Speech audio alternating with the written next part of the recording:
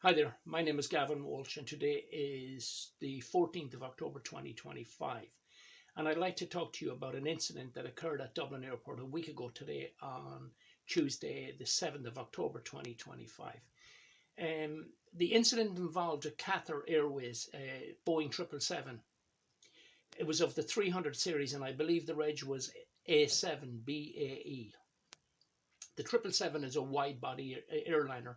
It's a twin engine wide bodied airliner and an extremely safe airline, a very robust airline with over I think about 15 or 1600 in service.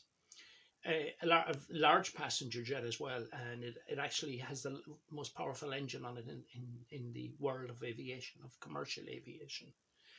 Um, Upon the commencement roll, it would appear that the aircraft suffered a burst tyre.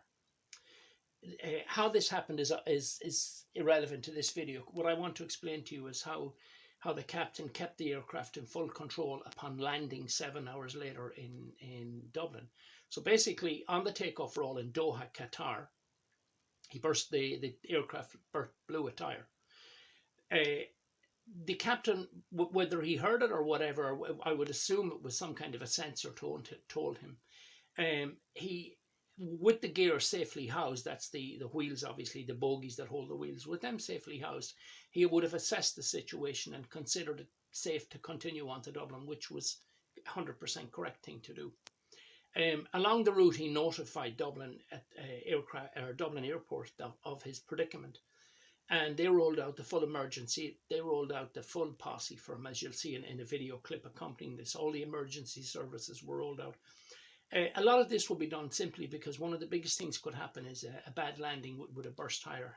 You're going to have the forces won't be equally applied. In any event, he continued his journey, and whether he told the passengers or not is another thing. You would assume he wouldn't have, because what's the point in stressing passengers for 7 hours only to tell them, listen, we're going to land with a burst tire in 7 hours time. So I would assume he didn't tell them, or if he did, he kept it low key in his version to them. Again, this is all assumptions, but what we do know for a fact is that he landed at Dublin Airport. And when he landed, you will see the forces acting on the aircraft were asymmetrical. That is, they were not balanced. This could be, you could put this down, looking at it from a purely video point of view, you could put this down to one of three things. It could either be the burst tire, it could be just a crosswind, or it could be a combination of the above two. Now, having studied the video of the airliner that came in after it, which was I believe an Aer Lingus flight from Los Angeles, flight number 68, registration EIN, that made a perfect flawless landing with no movement whatsoever, other than the forward direct movement down the runway. So from that, I would be very content to say that what caused the Qatar Airways shall we say, slight misalignment upon touchdown was purely the burst tire.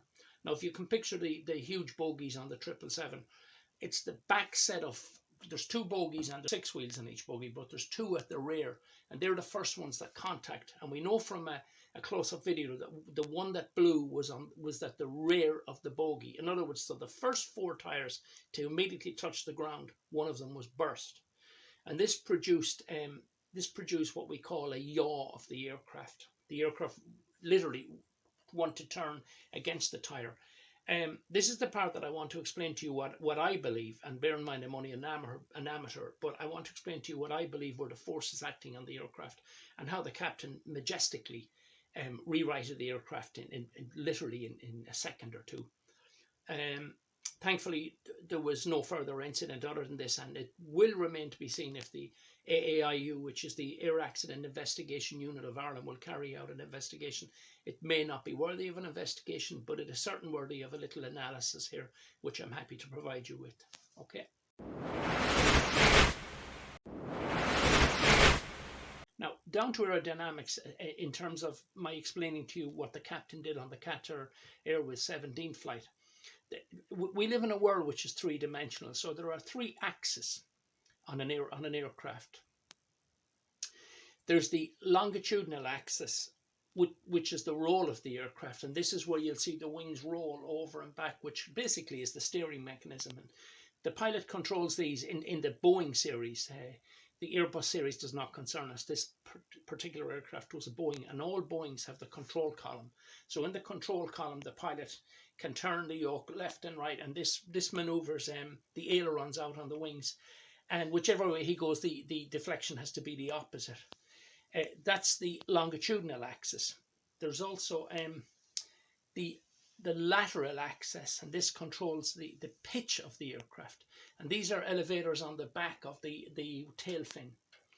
And he manipulates these by pulling on the control column or pushing it forward again to go up or down. Again, you do the opposite of it. Its surfaces will do the opposite of what is required, or what is required, the opposite is the deflective situation.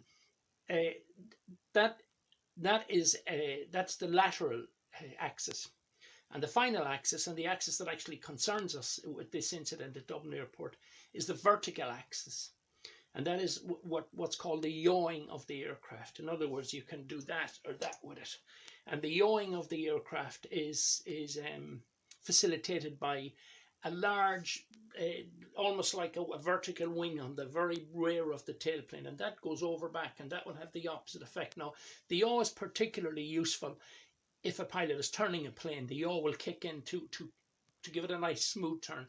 But when at landing, when gravity firmly takes over, the role of the ailerons that I just explained to you, they have very little use. Now, they would have a little bit of use, but once the plane,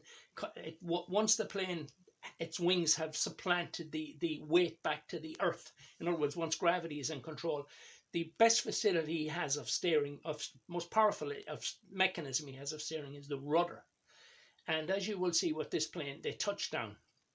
And the instant it touched down, the plane wanted to veer off because of the burst tyre.